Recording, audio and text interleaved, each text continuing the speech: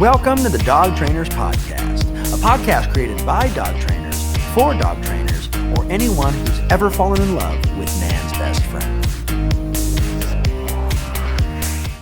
Hi, everybody. Welcome back. This is episode 20 of the Dog Trainers Podcast. My name is Mariano. That's Brent. And we've got our very special guest here, Mr. Michael Ellis. How are you, sir? I'm great. Thank you guys for having me on. Thank you so much for being on. Now, this here is episode 20 of the podcast, and we just want to thank you guys so much for the huge amount of support that we've been getting. I know I've been saying this for like the past 5 or 6 episodes, but we just ticked over 1,000 listeners. We got our first piece of like fan email. What would you call it the other day?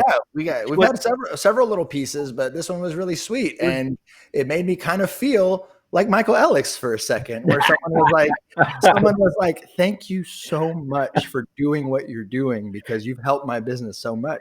And anyways, yeah, that was really sweet. Sorry, go ahead. It's okay. It was great. Keep them coming, please. Thank you guys so much for listening. Now, in this episode, we figured what better way to absolutely maximize our time with Mr. Michael Ellis than to dive into the art of teaching, because this is something that he's perfected over time. We were just talking and he said he's been doing content online now for something like 12, 13 years. And we want to dive into a little bit of his backstory, a little bit of what it is that makes a good teacher in dog training and everything in between. So before we dive into that, you can find us all on Instagram. You can find me at Untamed Dog Co. That's Untamed Dog Co, all one word.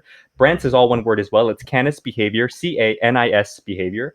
Michael Ellis, you can find at Michael_Ellis_school, as well as at Leerburg. And also don't forget to check out his website, michaelellisschool.com.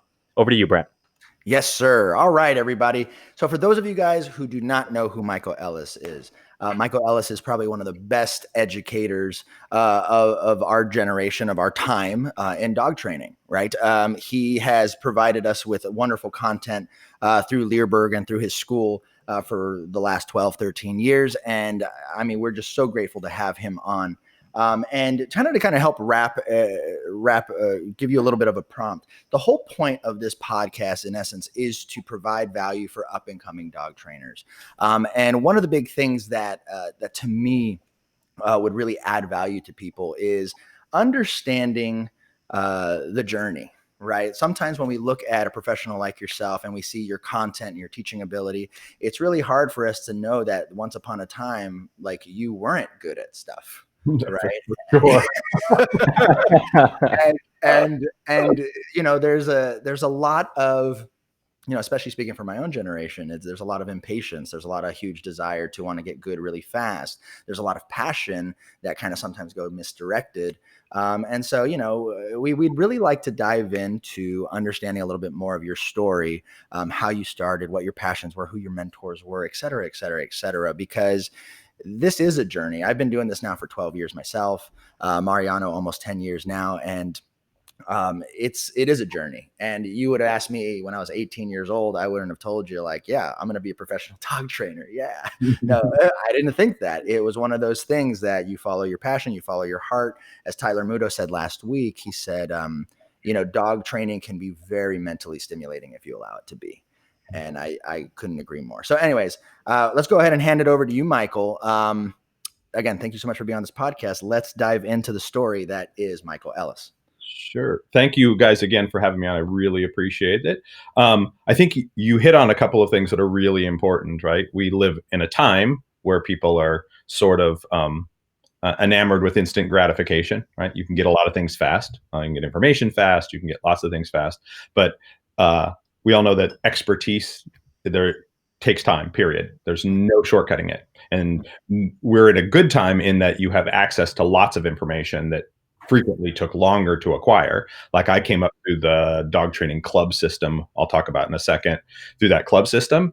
And so you had to physically go to fields and meet trainers to see what was going on. Now, there were no training schools in the same way that there are now. The internet was not active, so didn't exist. And so people weren't getting access to the same kind of information you can now.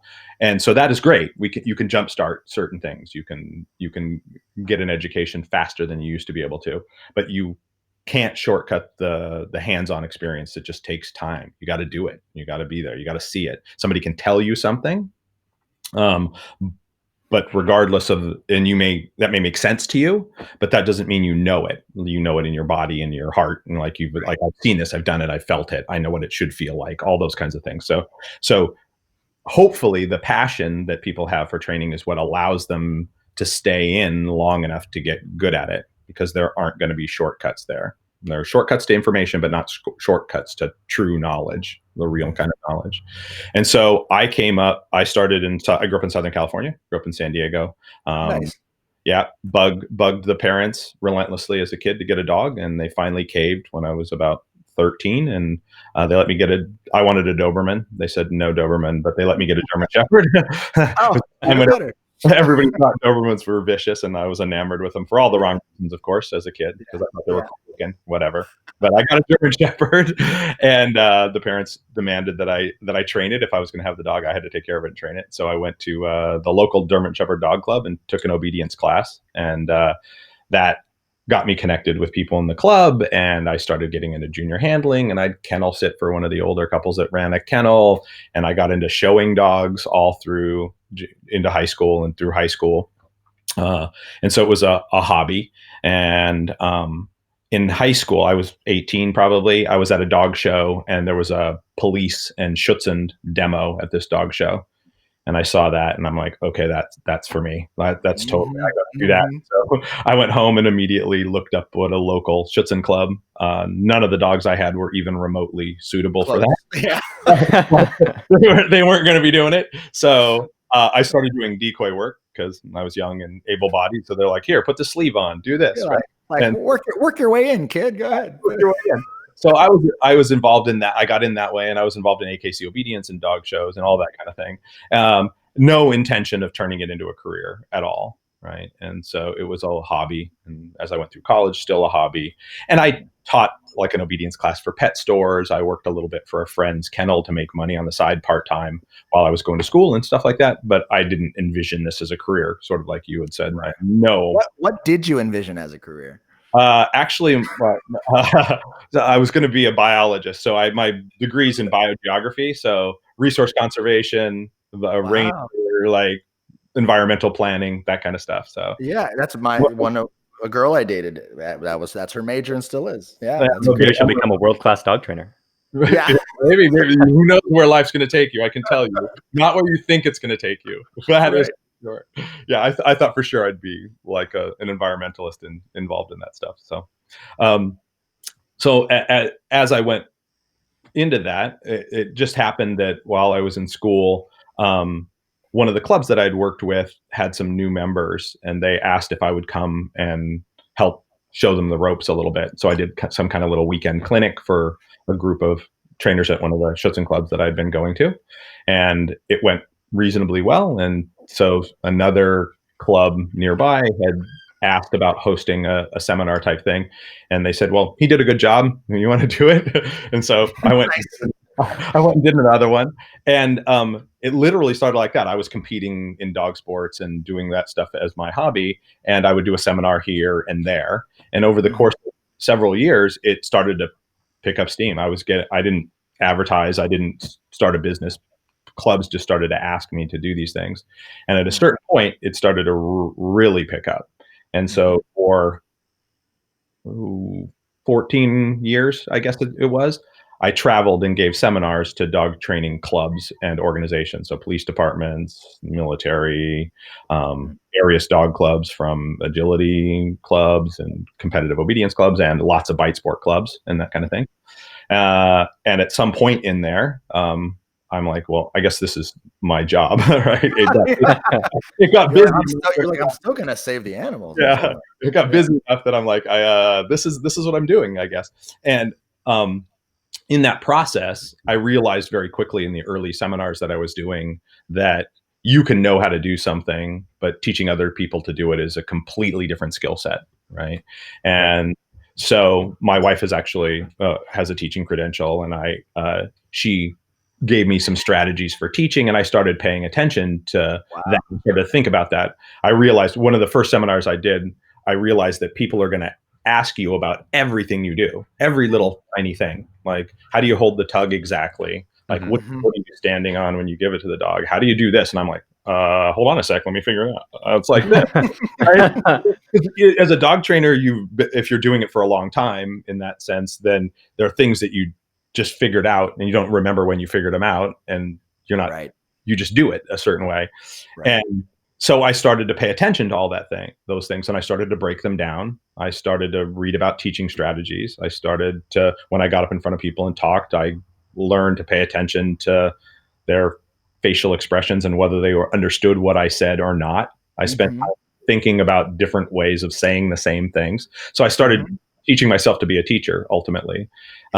Because I realized that's what the job was. Like, you got to know your subject as a teacher, but ultimately, can I get other people to understand this, and can I engage them in a way that makes sense to them?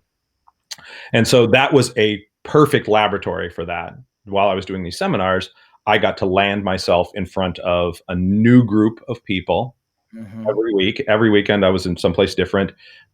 New group of people, brand new group of dogs, and you had to go in there. You had to make sense to them. You got to watch them troubleshoot with their dogs and give them advice. And the education I gained doing that is immense. I don't know.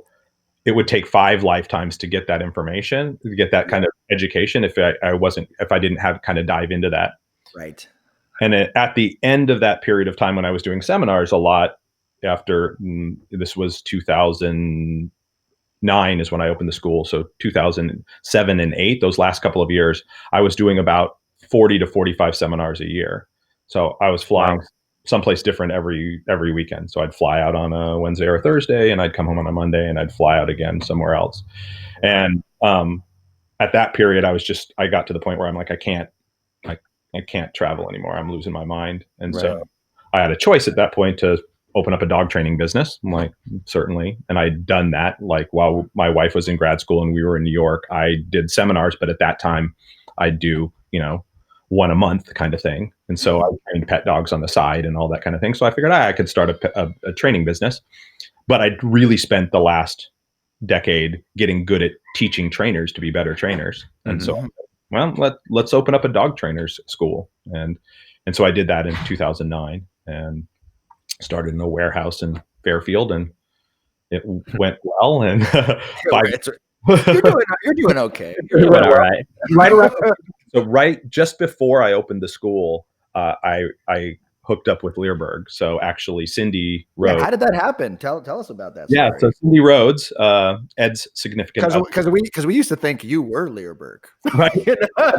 That is a misconception. That's no doubt. No, Ed's been doing this a long time, and what we have on the internet now, Ed had VHS tapes, and when I came up in dog training, like, if you wanted to see what KNPV was about, or if you wanted to watch the Bundesliga or whatever, he produced those. You either went to Germany or Holland or whatever, or you bought a Leerburg VHS tape. Yeah. Nobody else was doing that. So I have boxes of old Leerburg VHS tapes somewhere in a storage, because I saw Belgian Ring that way. I saw KNPV that way. I saw the stuff through that, right? These European dog sports.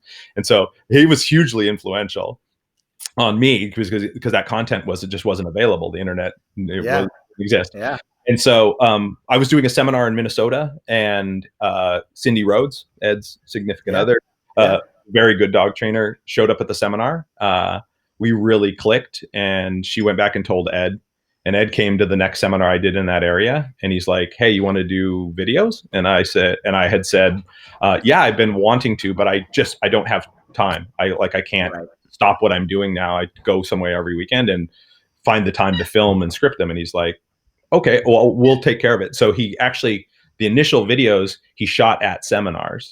So he'd come to a seminar and he'd videotape, and then he'd go back and cut it up. That's why some of them are so long, right? So some of them are unruly. We've gone back and redone a lot of them, but some of the originals were just basically cut together footage from seminars. Right. And then as we got further into that process, then I started scripting them ahead of time. I kind of said, okay, I'll organize an outline and we'll do all that kind of stuff ahead of time.